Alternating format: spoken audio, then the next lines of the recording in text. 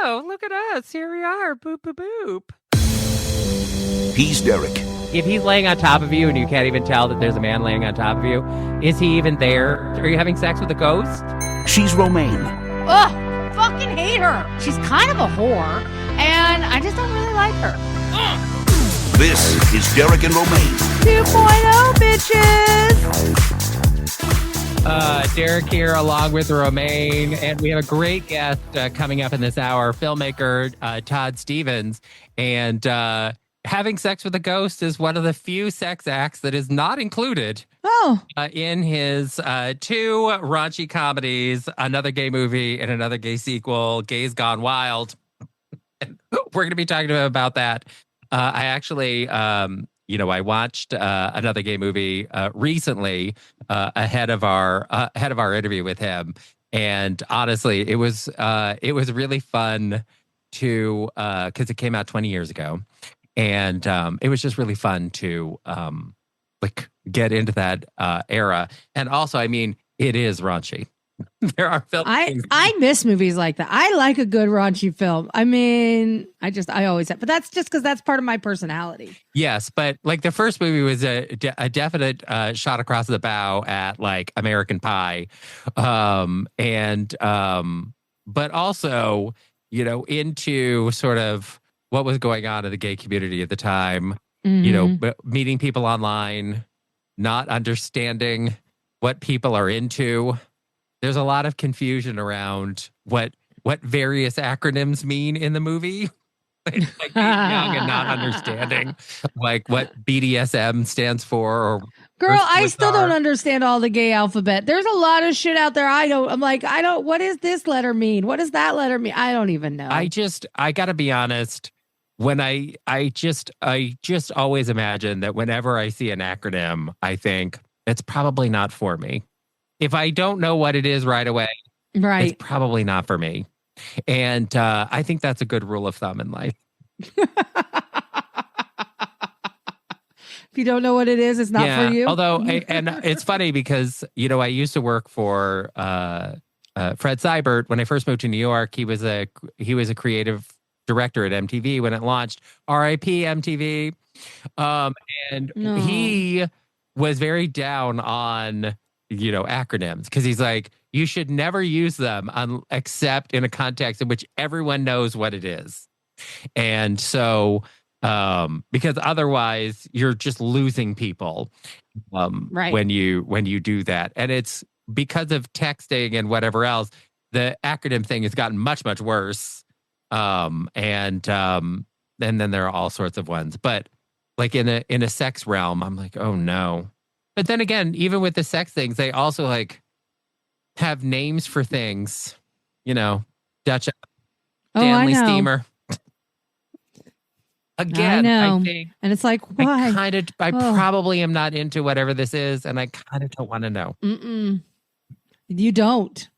Wait, you don't want to know. Do lesbians have some of their own of these kinds of things?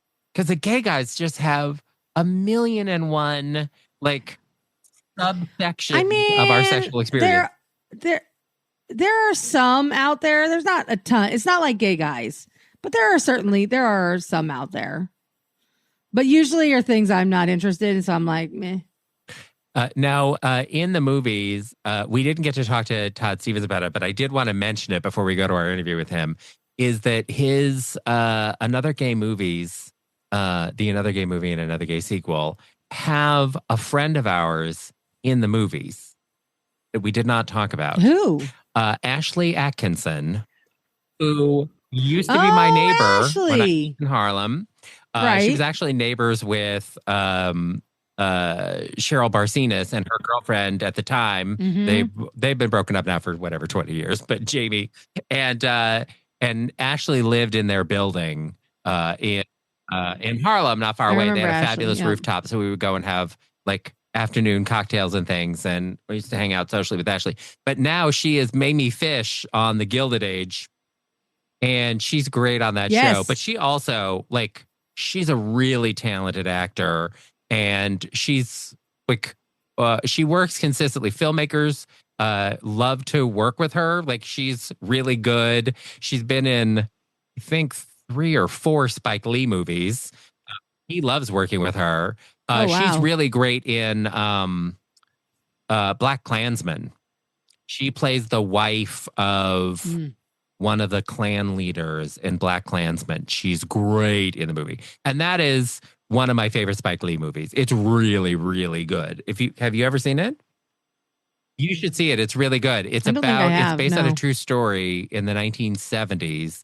And it's about a local police department, I feel like, that is infiltrating the local Ku Klux Klan. And one of the police officers who gets in with the Klan is Black.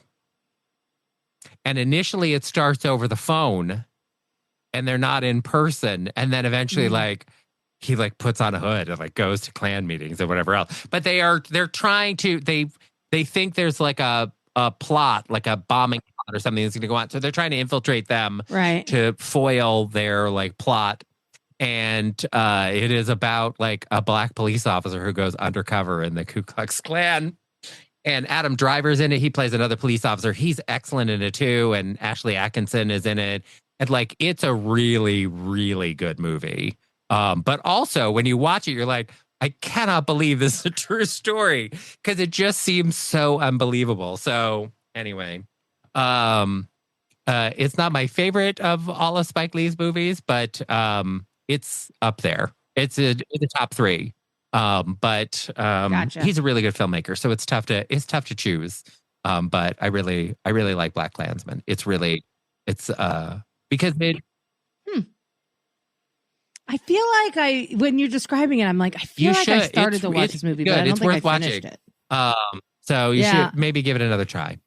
Mm-hmm. But this is this is one of the things we talked to Todd Stephens about, of one of the things about being a filmmaker in a minority community, which obviously Spike Lee is that you do get to explore history, your community's history in film, in a way that film was not exploring it, even though film has been around for 125 years, 130 years.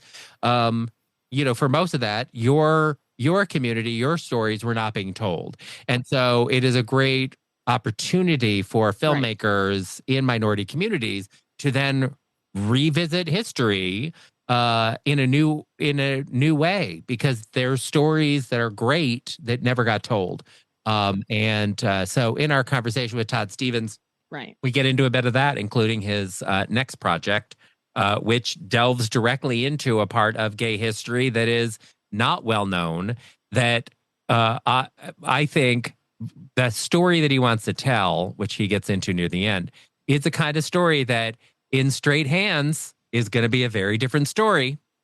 But having a gay filmmaker tell it, I think you're just going to get a much richer sense of that time period and of the people involved. So anyway. Sure. So yeah. All right. Well, you know what? Yeah, I agree.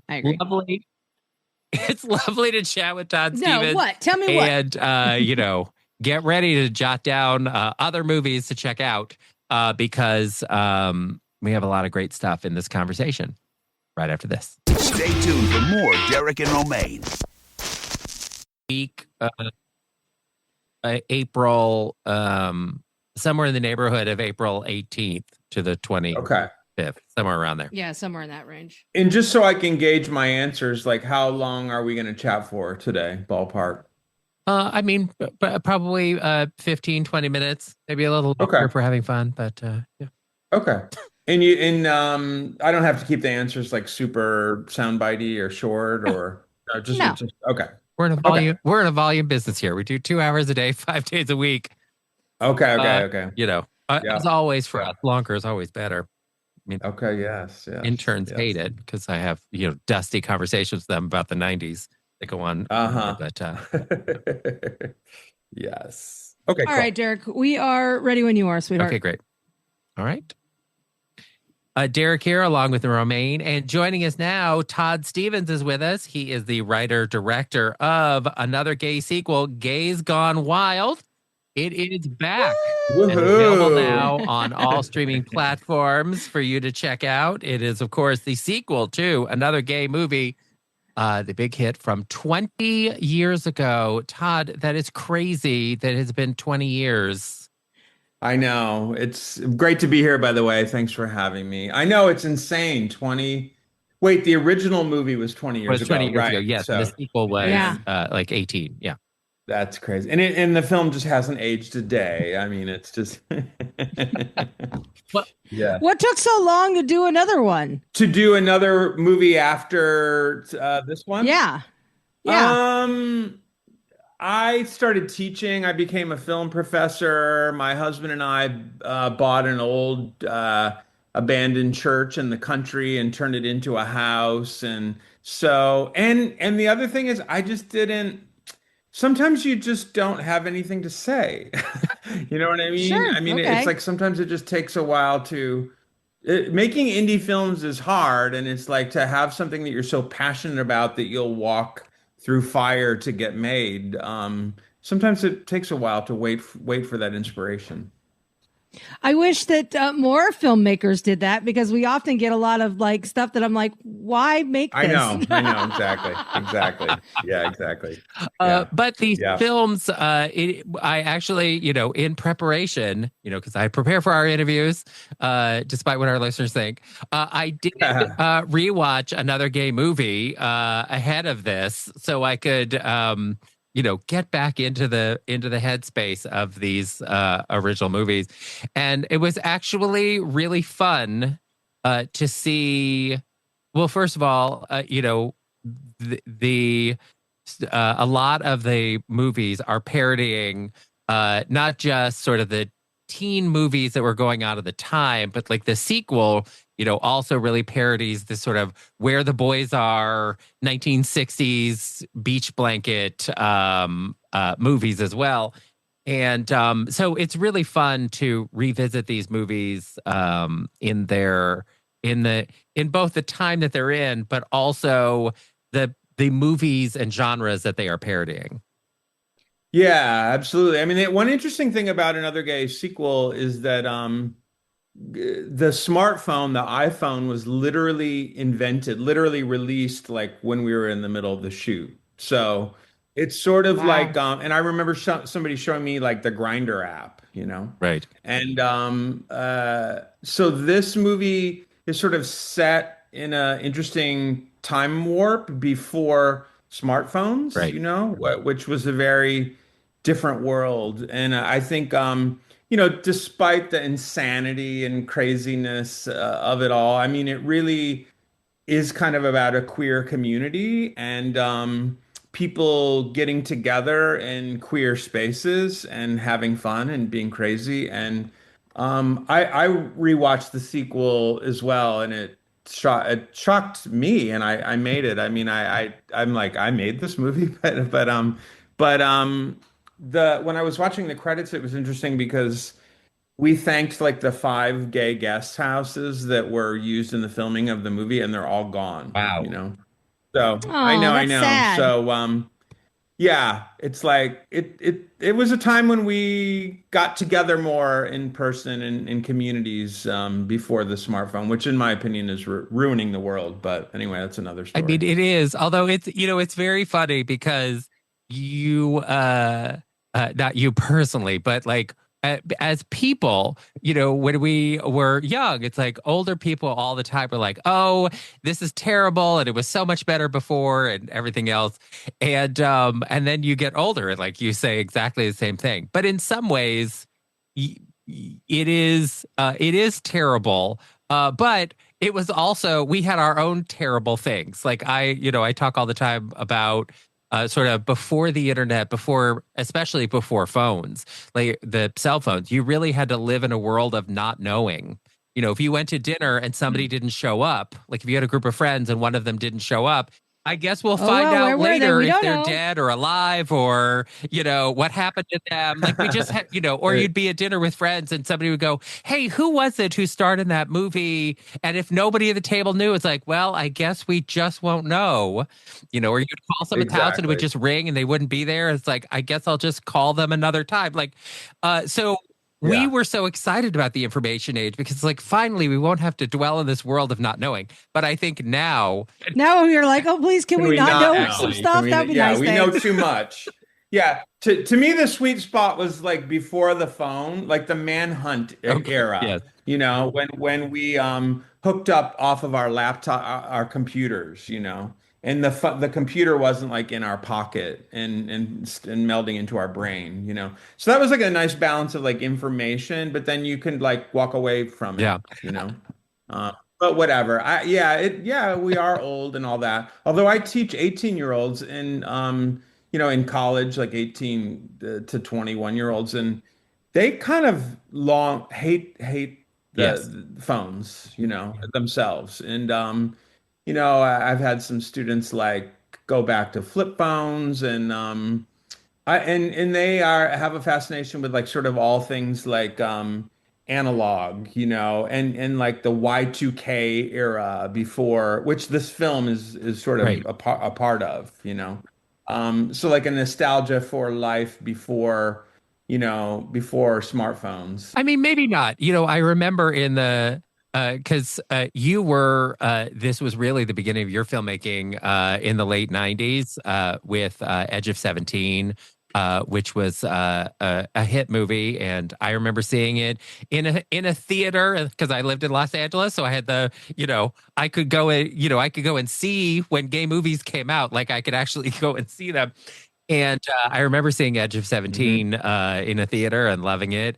And but I remember in that time period, as I'm sure you do too, with the cell phones, there was a concern that like, oh, it will be very hard to do for screenwriting because once people can reach people easily on the phone, it will be very difficult for the kind of storytelling that takes place because of missed connections and people not knowing, the world of not knowing was really helpful from a screenwriting standpoint.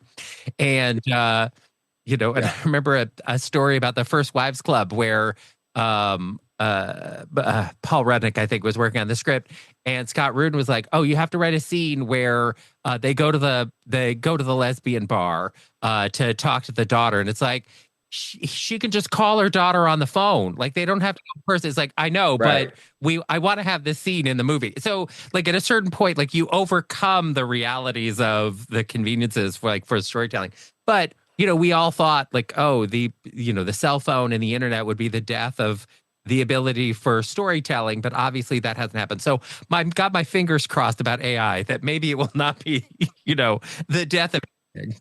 Yeah. Same. Yeah. I just have a negative view of technology in general. I don't know. Did you know that the birth rate in America is down 25% since the Oh, smartphone I was believe it. invented? Yeah. I'm Yeah. not surprised. And kids Doesn't surprise me at all. are having way apparently, kids are having way less sex than we did, when we were younger. So Oh, 100%. My daughter's 18 and has yet to have sex and has So what zero is that interest in about? having sex. Well, I think for her, it's about a lot of things. I think part of it is she has a lot more information, right? So she knows, she has much more information about rates of pregnancy and things like that, and she's not interested in that. She also, because of the information age, she knows a lot more about the types of sexual assaults that happen once you start having sex. She's not interested in any of that. Like there's a lot of things she's just not interested in, and a lot of it comes from the amount of information she has accessible to her. And she just is like, yeah, I'm not going to do that. But she also knows how expensive having children is, again, because of information. And she's like, yeah, I'm not doing that. Just not doing it. I don't want any of those things for my life. So information has almost stopped that for her because she's like, yep, nope. And I'm convinced once she starts having sex, her Patterson genes will kick in and she's going to become a sex maniac like I was. But Oh my God. Like When I was young, I Muffler, had it's so true. much lesbian sex. It was insane. Like Muffler. So Muffler. yes, yeah, it's I kind of love it. true. I was such a whore. But yeah, to me, it's kind of surprising because, I think about how much sex I had already had by the time I was her age. And the fact that she's not having any at all, like sometimes I'm like, oh, did we break her? Did we fuck something up here? But I think it's just she has so much information that she is making really informed choices for herself and the life that she wants in the future. And that does not include having children, and it does not include any kind of sexual assault or things that come with that. Yeah. And so she's just not doing it. Yeah, it totally makes sense there, but there's not that there can be too much information, I guess, but like information, I think kids are scared, like kids, your daughter's age and that generation, they're almost, they get all of this information and it's like scared them in some ways from living, Yeah. I um, you know, Oh, I agree. I mean, my daughter also won't really. drive. I cannot convince her to drive. And a Mhm. lot of it is anxiety and fear based.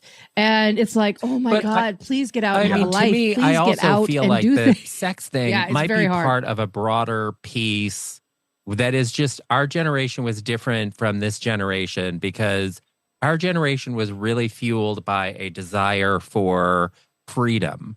And, this is a big part about, your movie, Edge of 17, about like, I got to get out of my parents' house. I've got to get to a place where I can be myself. And so for people our age, like the second I can have a car, the second I can go and connect with other people like me, I got to get out of here. And I want Yeah. I want that life to start. And so to me, a lot about the having sex and everything was really about this desire to break away from our families and have freedom. And some of it was about being gay, but just, I mean, I look at my other Gen X peers and they didn't want to stay at home either. They wanted cars, they wanted to get out, they wanted to start their life, their career, everything else. And so I do wonder if it is, a Yeah. combination of factors. The sort of information age makes the world seem intimidating and terrible. You see other people's Instagram lives and your life isn't that good. So it keeps you at home because like, I can't compete with this. But also the convenience of anything can be delivered to my house. So I don't need to leave to connect to people or get products or anything else. And so I think it's a combination of a lot of things that sort of Yeah. works against this generation to propel themselves out into the world because they really don't want to go there. I know. I agree. And also just the dopamine that they get off the flashing Yeah. lights of the screens, you know what I mean? Like is replacing the dopamine like, that you get from sex, I think in a ways are replaced from a screen, And Yeah. But anyway, but I think they'll be okay. They'll figure it I out, think they will.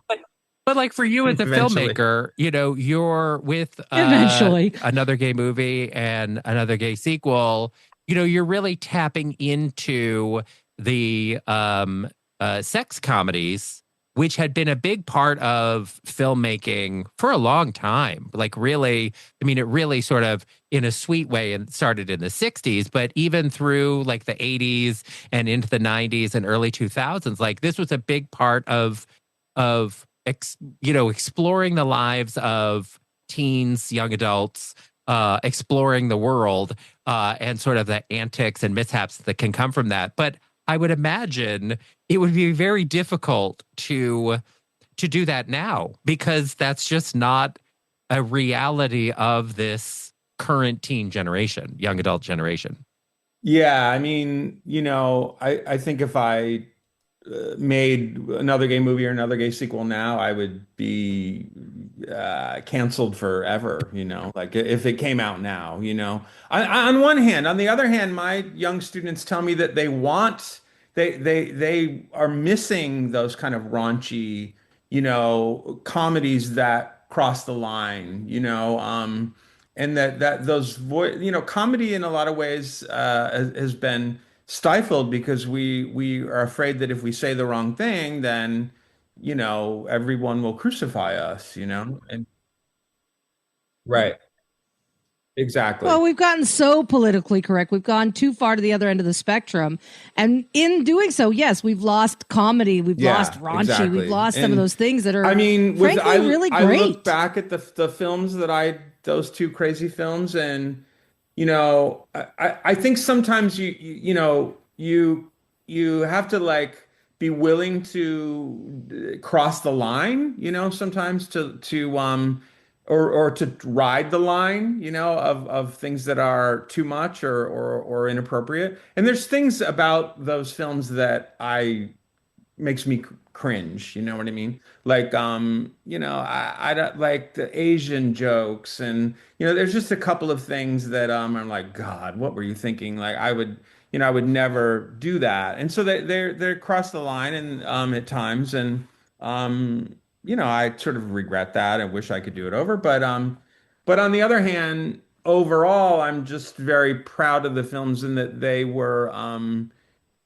it was like I wanted to set it in a world where being queer was not a conflict in any way, you know? Right. And that was so many films at that point were about, tortured queer people or suffering, or even coming out stories, and even movies that I made before these. And I just thought, I just want to set this in like almost like a gay queer utopia, where the young queer kids want the same thing as other, kids, is to like come of age and have sex and be young and dumb, And so that part of it I feel proud of, despite the fact that, there's some moments that went too far, but you know, you got to be willing to cross the line to make a comedy like this, and sometimes you do Do you, actually cross it.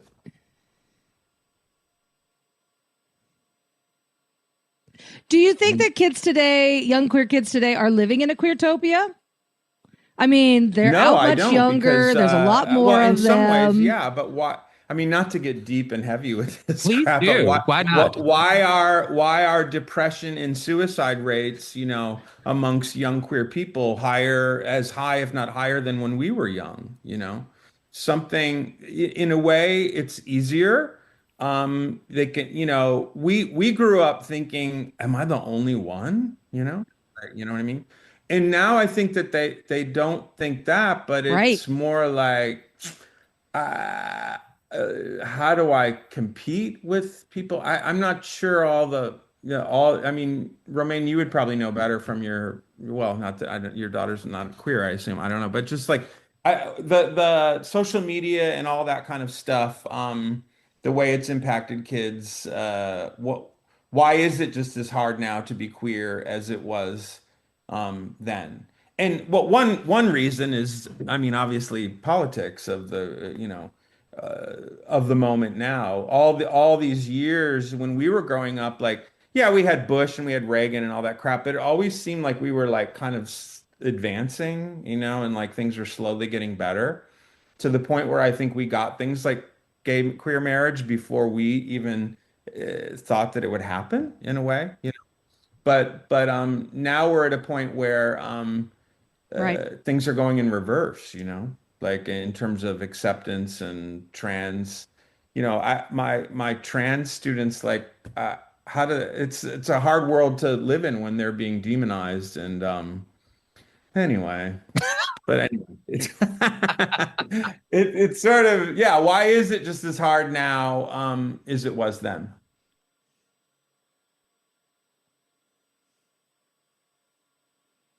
I mean, I think again, it comes back to social media. I think so much. I think Yeah, it's harder in many ways. I think it's harder to be a teenager. I don't even think it matters whether you're queer or straight or what. I think I it is agree. much harder to be a teenager now than it was when we Right, were younger. right. Because once upon a time, the only bullying we faced was in the hallway or in a classroom. And now that bullying follows you home. It's with you 24/7. It's online. not a couple of people, it can be hundreds of people.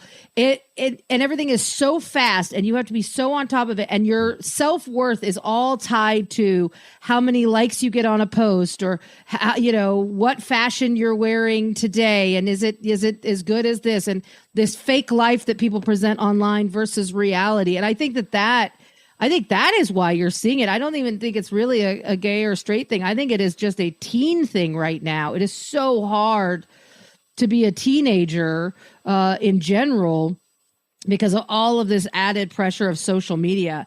I almost wish we could. I wish parents would just stop giving their kids access to the internet and to their phones, because honestly, it is my husband, detrimental to the mental Tim health of young is people, without question. deputy superintendent of a public school district in Westchester County, and in New York, they banned cell phones in schools.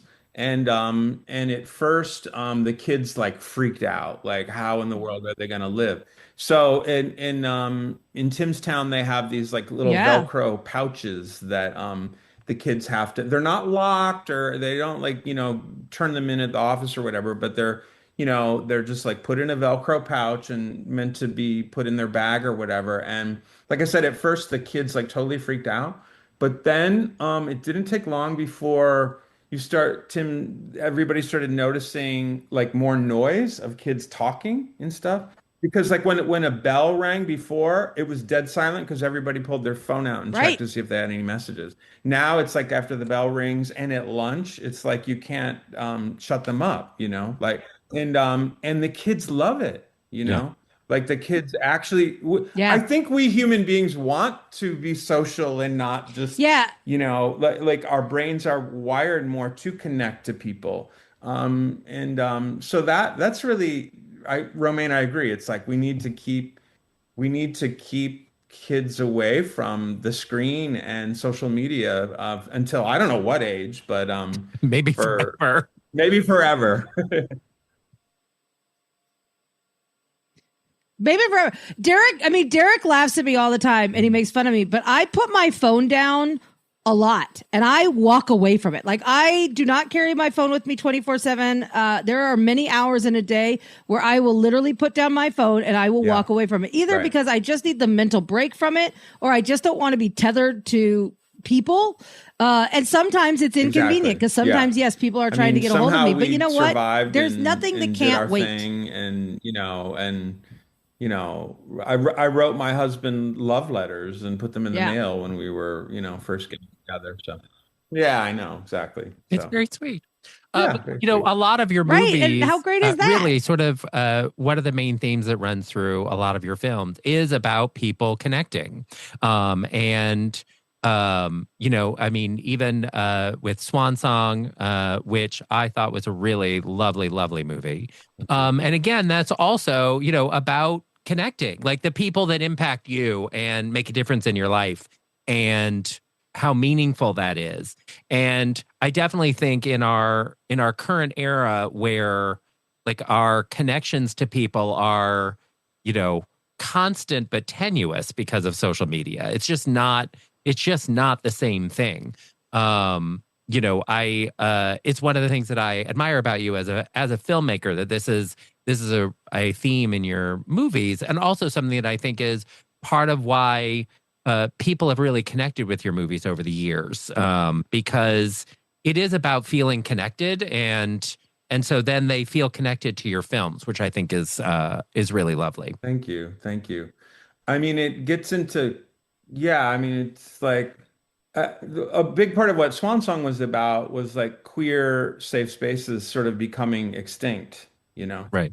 And and that was that was that was the place where, as a queer culture, okay. I grew up in a small town in Sandusky, Ohio, so it was like amazing because like my queer bar, the Universal Fruit and Nut Company, was the best queer bar in the history of the world, and it was like queer men and women and trans people and straight people and black people and white people and older people, different generations of queer people, and being with those people connecting. we passed along queer culture, and a conversation between older and younger generations like occurred, in a way that it's much harder for it, that everybody's sort of more siloed in their own, generation or whatever. I learned so much from the older queer generation, the elders, that paved the way and made our world possible. And kids today, I mean, there's so much that they don't know about. I mean, I just produced a short film called The Ghosted Skeleton Rock with my friend filmmaker Bobby Abate, and it's like a coming of age short set in the early 90s. And the characters trying to have figure out wanting to have sex for the first time, but also petrified that of dying from it, from AIDS. And we were casting our actors in it who are like in their early 20s, and they just uh, didn't understand exactly why the character was so scared. So we had to explain what AIDS was to them. And not that they don't know, it's not that they've never heard about it, but they just didn't really understand. And we had this really emotional connection between, these Gen X guys and Gen Z young queer actors. And anyway, yeah, I think people need to connect to kind of pass along information in our and share our culture, pass along wisdom of.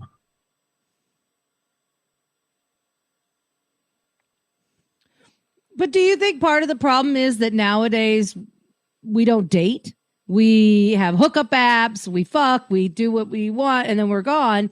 But we don't actually Exactly. get to Yeah, know the people next, because yeah, there's I this do. whole Yeah, plethora I of think other that people over that's here that are on this app that I want to hook people. up with I too. know that another thing that Tim, people are having problems communicating, younger people, like literally reading scores and stuff are down. It's because of like it's a challenge to have people read and actually have a conversation and communicate because people are giving their kids like iPads in the crib, and you see you go, this is such a dark conversation about a stupid movie, you know what I mean? But anyway, it's like, you see kids with their families at dinner and they have headphones on or a screen or whatever. It's like that's right. We're not talking to each other anymore. You know what I mean?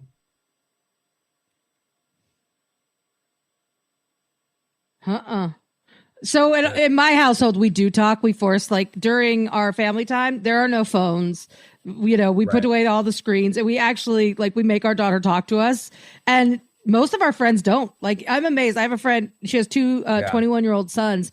They come down to Right. eat. They have their headphones in. They look at Yeah. their phones. They don't say a fucking word. They eat their Depressing. food. They kiss their mom and tell It's them that she tragic. loves them. Yeah. And And goodbye. and like I That's it. said, That's all. I That's all they don't get. I don't It's like think kids what is really happening here? want that deep Yeah. down, but they don't know any different, and it's like a drug that you get addicted to, and you forget Right. how to connect with people. But this is where I get hopeful about this You're more platform. positive about everything, Derek, right? Is that what I'm getting? I Okay, try okay, to- I'm you know getting what? that vibe. I honestly, Okay, I'm okay. internally a very pessimistic person, but I Yes, he try to is. project being He doesn't overly have kids. He optimistic doesn't of like understand. maybe things are not as terrible as they probably truly are. So I'm always trying to like maybe I'm just trying to fake it till I make it. Like maybe we can get through this. With our young interns.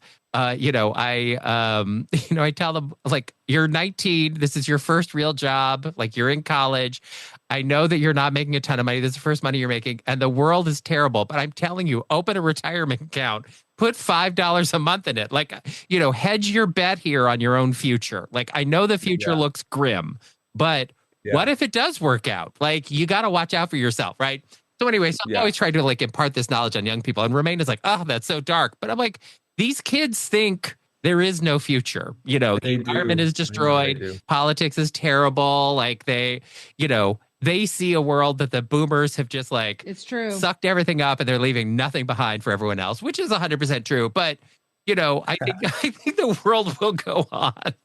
But Yeah. anyway, But one of the things I think in, just like Pandora's box, like there is hope inside of all the misery. And for me with the streaming platforms, one thing that I am thrilled about is because, as I had said before, I lived in Los Angeles. So I got to see a lot of gay movies, and many of them were terrible, but some of them were really, great and impactful.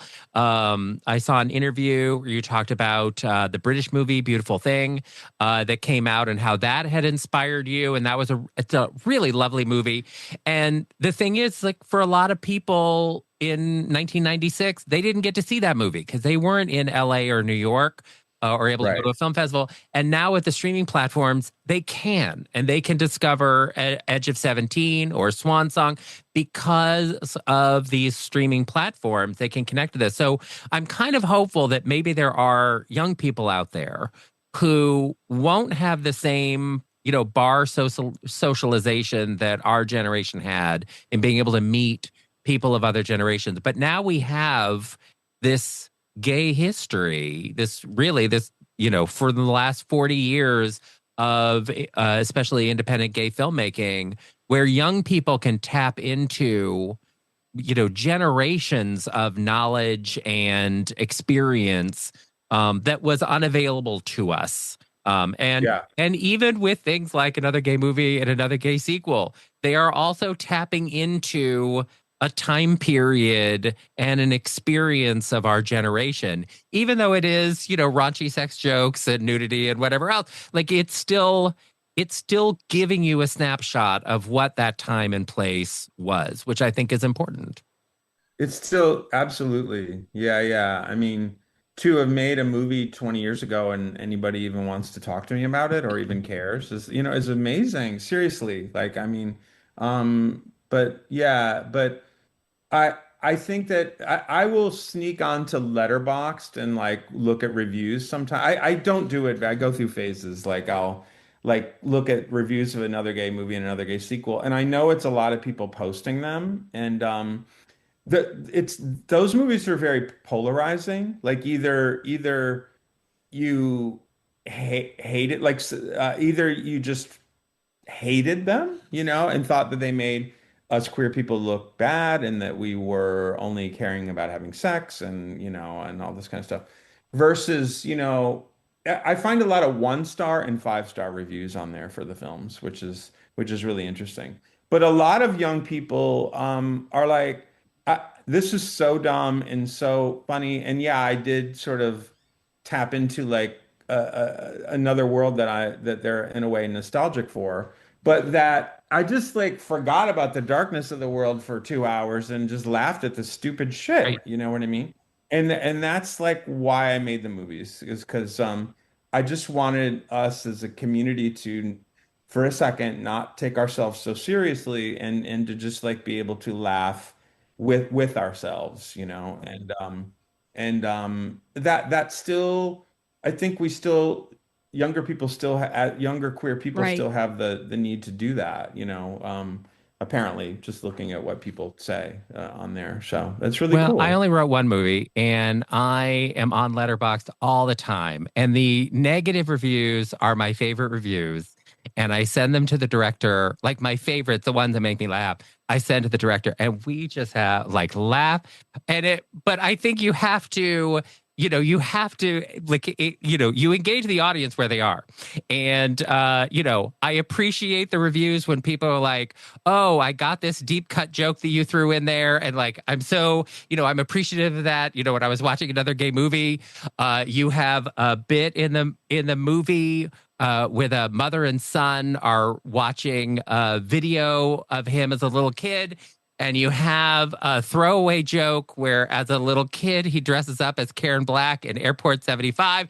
And I was like, this is the Halloween party in Outrageous, where the guy shows up as Karen Black in Airport 75. And I was like, I Hmm. appreciate this filmmaker deep cut that is inside Right. this movie. And, sometimes there is a joke in there, and it's like, one person is going to get this.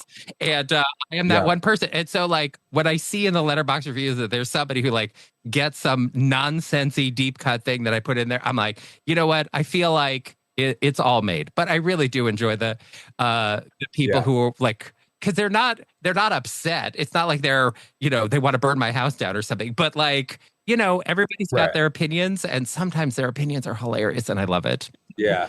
Me You too. have to I be do light too. I about do it, think obviously, yeah, because it's always exactly. subjective. Like, because you've seen many classic movies, and people be like, "Oh, you have to see this great classic movie," and you watch it, and you're like, "This piece of shit." Like, why do people? Right.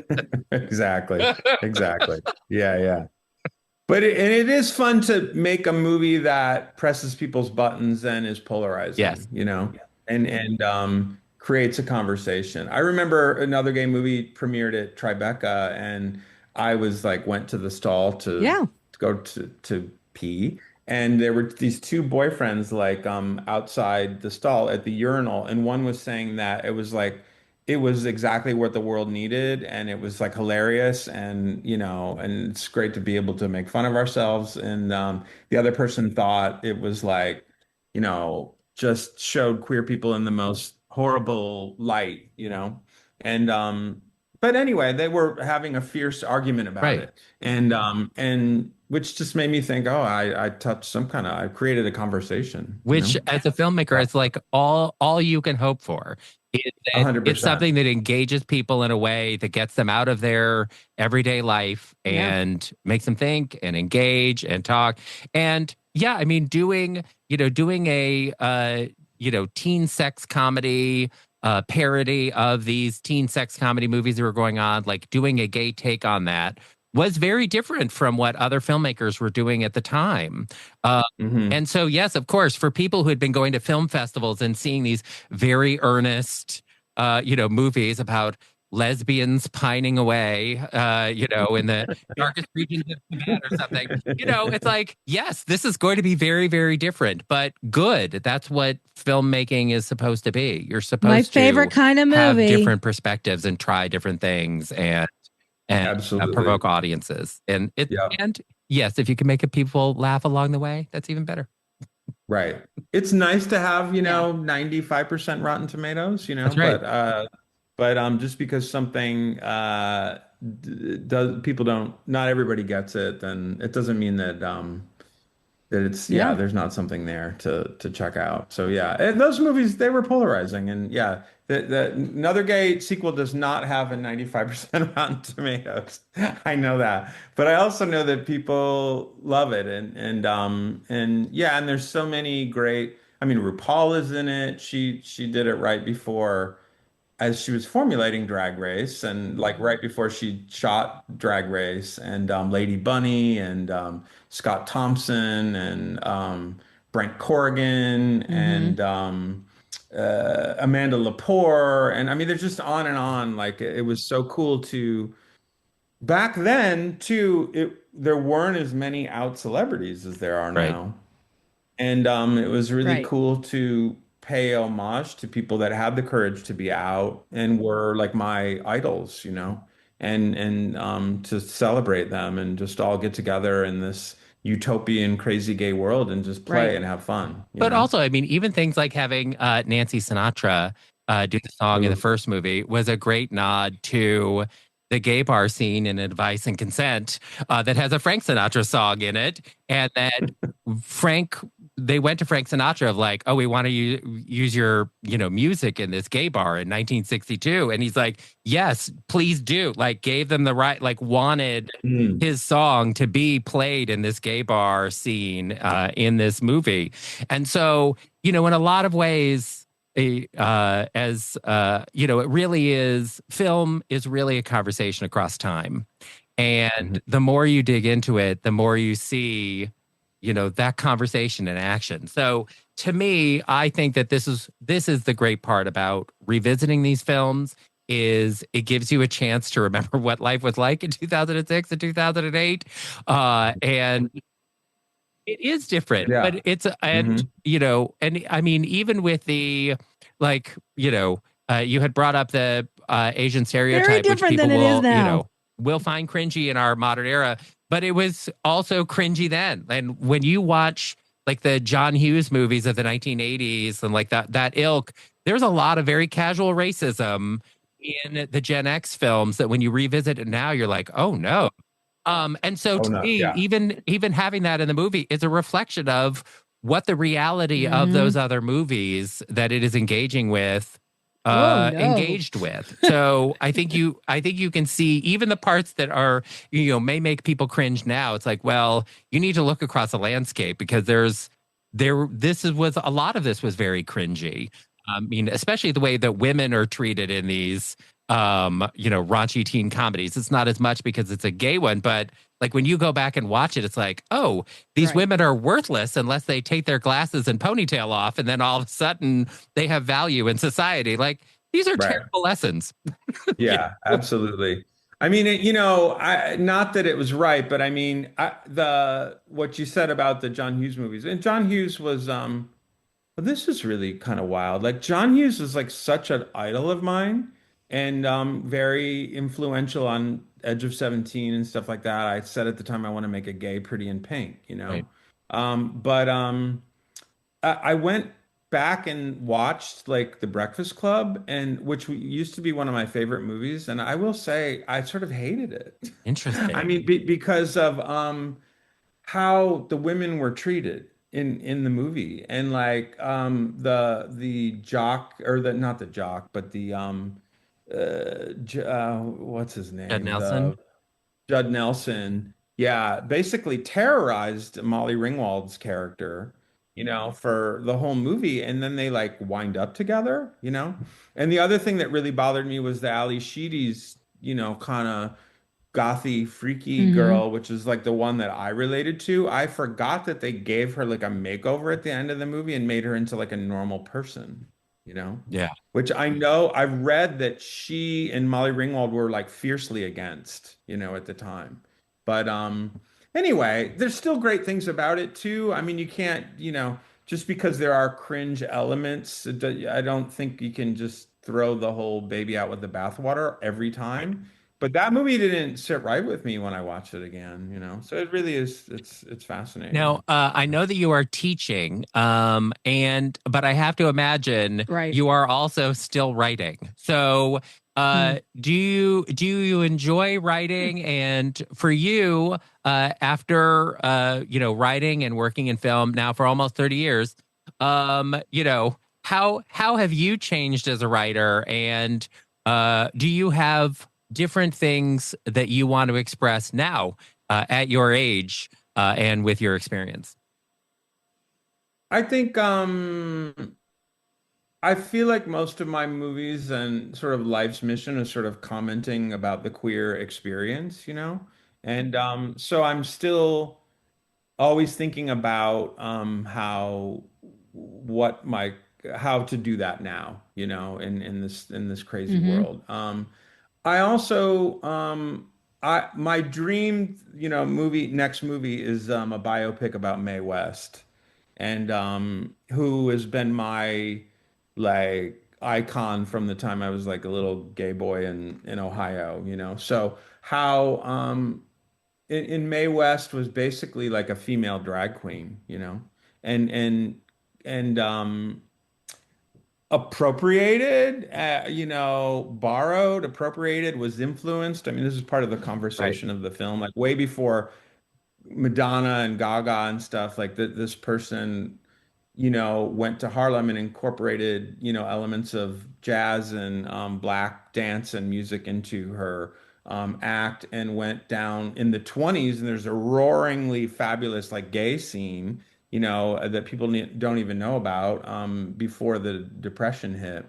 And there were drag bars, and she hung out with those people. Mae West was from the streets. She was like a poor girl from Brooklyn, that hanging out with like street people, and anyway, how all of those people influenced her and became part of like this character that she created, like that really fascinates me. So I guess, yeah, not how queer life influenced art in the world, like is something that I'm currently interested in exploring with that film Right. in particular. But So also, I mean, yeah. I think that a lot of people, younger gay people may feel like, gay life did not exist before 1969.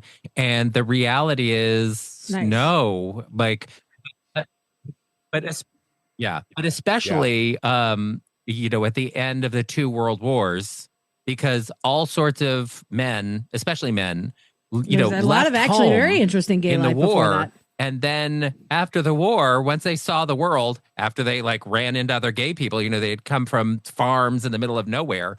And after the war, they were like, I'm not going back to that farm. Like there's something here for me in the city. And Yeah. this is how San Francisco became this gay mecca in post World War II, because all these sailors came back from the Pacific Theater, and the ships docked in San Francisco. They saw all the other gays there. They're like, I'm not going Mm. back to Nebraska. Like, this is where I want to be.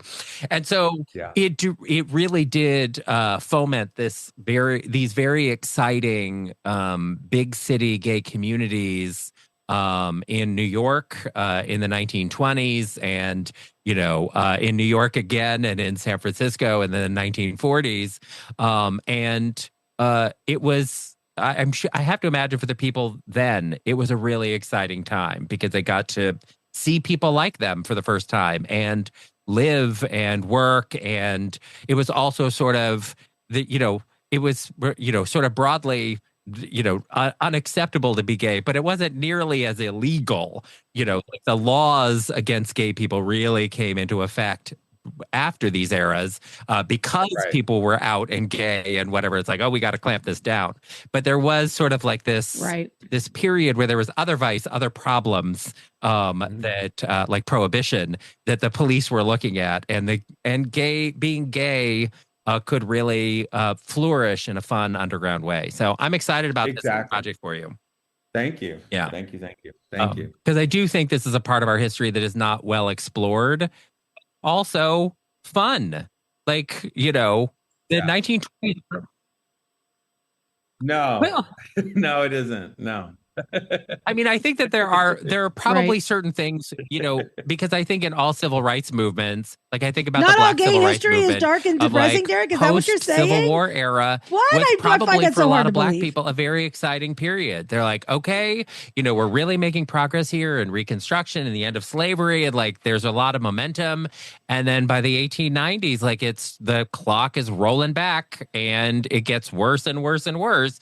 But but our history doesn't really focus on that brief time period in the 1870s where it's like, this is an era of opportunity and optimism and momentum. And I feel like the gay community has had similar eras that ended. I think the 1920s really ended because of the Depression and everything else, and other societal things. But it's good to explore these pockets of enthusiasm and momentum that don't get explored because they didn't turn into Stonewall, or they didn't turn into the Montgomery bus boycott, or Brown versus the Board of Education. Yeah. Interestingly enough, like queer bars and drag clubs were able to exist in the 20s because of depression, because the mob was the one sort of in charge of speakeasies, and they didn't give a shit about that. They just wanted to make money. So it's like once the prohibition ended, that's when the government started clamping down on these queer places and put them all out of business. Whereas before it was like flourishing in this like underground kind of way. Yeah, the 20s was a great time of expansion of society for lots of different types of people, and then it got clamped down, and it's like now we're in a clamped down period again. And I guess you just have to have faith that and I do have faith that like it'll get better again, it's like yeah, I think that it's a dark moment, and that's just the way the pendulum swings, unfortunately, sometimes. But when we come back out of it, we're going to be more fabulous and, amazing than ever, I agree. Well, Todd, I am thrilled that you have spent time with us, chatting about your work. And I am really excited for people to revisit or visit for the first time your films through streaming, because I think it's a great opportunity for people who didn't get to see these movies the first time around to go and see them again. And I think that you've done really terrific work as a filmmaker over the last 28 years. And I want to encourage people to go and, check out what you've done. And Okay, I'll keep you posted. I'll keep you posted. But Derek, thank you for saying that. I really appreciate it. Thank you. of course, And what a fun conversation, like I know. that was cute. Yeah. And I want to see this Thank Mae you. West I'm I'm project. big fans of you guys. So from the serious days and all that kind of stuff. So I'm big fans of yours. Well, thank you. Thank you. The feeling is very mutual. Our thanks to Todd Stephens for being with us. Be sure to check out another gay sequel, Gays Gone Wild.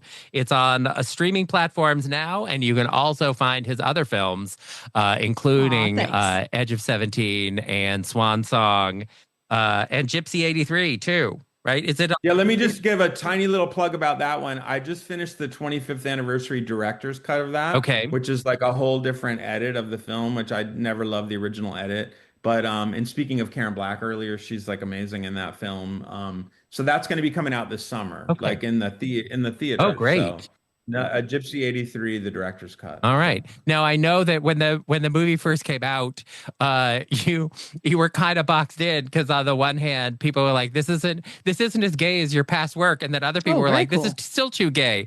And so, yeah. Have me back on when that comes out or something, because that's we'll dig all the way into it. Okay, good. Yeah, distributors were like, how am I going to market a fag hag movie? Nobody wants to see a fag hag movie. Literally, people told me that.